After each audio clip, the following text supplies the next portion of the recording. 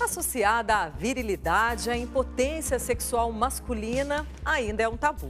Põe tabu nisso, Patrícia. Só que cada vez mais é preciso vencer a barreira do preconceito para falar de verdade, às claras, dessa doença que tem cura. Depois de muito tempo de silêncio, esse homem finalmente busca ajuda médica. E pela primeira vez consegue falar sobre um problema que o atormenta: a impotência sexual. Como é que foi essa primeira vez? Foi estranho. Foi sem saber, às vezes a gente pensa que é um cansaço só, ou só uma preocupação. E continua tentando ou você já para logo? Já para. Melhor não tentar ficar passando a vergonha.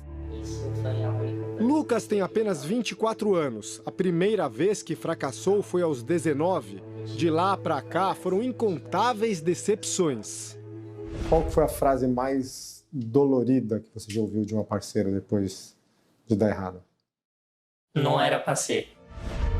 Mas o que exatamente transforma um momento de prazer na cama em pesadelo para o homem e, consequentemente, para o casal? Na verdade, eu não sei se é uma ansiedade, se é um estresse. Não sei dizer.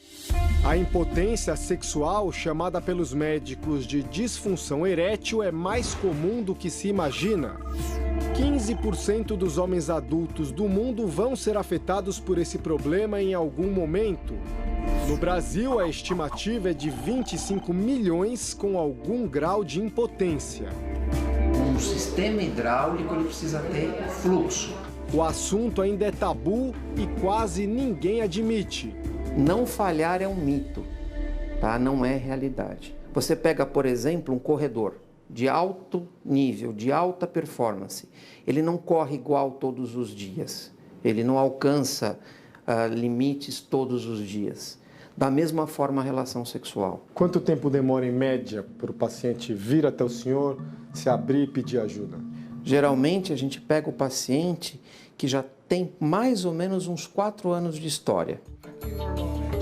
A impotência sexual acontece por problemas físicos ou mentais, ou ainda a combinação dos dois. 50% dos diabéticos vão ter algum problema de ereção peniana no decorrer dos anos. O homem com a disfunção de causa psicológica começa a ter esse registro negativo que compromete a disposição dele de se aproximar. Ele passa a evitar o contato sexual por medo de falhar. O problema pode acontecer em qualquer momento da vida, mas a maior frequência é depois dos 40. Pacientes com depressão, pacientes com ansiedade, pacientes com problemas sérios de relacionamento, eles tendem a ter uma disfunção sexual, uma disfunção de ereção, uma disfunção de ejaculação. Nos consultórios, cada vez mais, os jovens aparecem pedindo ajuda para esse tipo de problema. Não tem disfunção erétil, ele não tem alteração da potência, mas ele toma um remédio para aumentar, para ter uma performance melhor. E isso acontece, melhora a ereção da que ele já tem. Só que o problema é que isso vai criar uma muleta psicológica para ele. Quando ele for tentar ter uma relação sem utilizar medicamento, ele não vai conseguir ter uma ereção de forma adequada. E você aí em casa, sinceridade, falhou na cama nos últimos tempos? Calma, respira, tranquilo.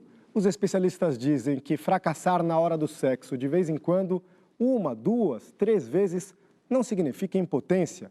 Eles só consideram que existe disfunção erétil quando o homem não tem ereção em pelo menos 75% das tentativas num período de 6 meses. E ainda assim, uma boa notícia: para quase todos os casos, existe solução. A solução, ela sempre existe. Se você partir para o degrau final do tratamento, que é uma prótese, o paciente vai ter rigidez peniana. Só que aí é um procedimento cirúrgico, onde você já passou por algumas fases onde o paciente não respondeu. Seja medicação oral, sejam as injeções, que é uma coisa um pouco mais reservada, e por fim, próteses. Psicoterapia também é sempre importante.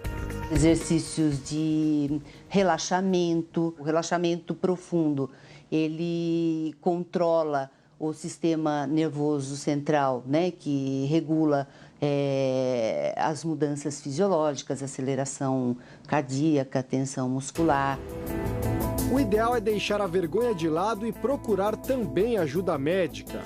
Até porque a impotência sexual pode ser um alerta para doenças mais graves. A disfunção erétil ela pode ser um anúncio precoce de uma doença cardiovascular. O fim desse enorme probleminha é a garantia de recuperação da autoestima e de muitos relacionamentos. As pessoas se sentem mais leves, mais à vontade, mais verdadeiras e mais preparadas, né, para no momento de um encontro elas se entregarem ao próprio prazer na presença do outro. Se você procurar ajuda e resolver esse problema, quanto que sua vida vai melhorar? Ah, muito. Muito, porque ter confiança é muito bom, né? Poder saber que você vai poder satisfazer o seu parceiro.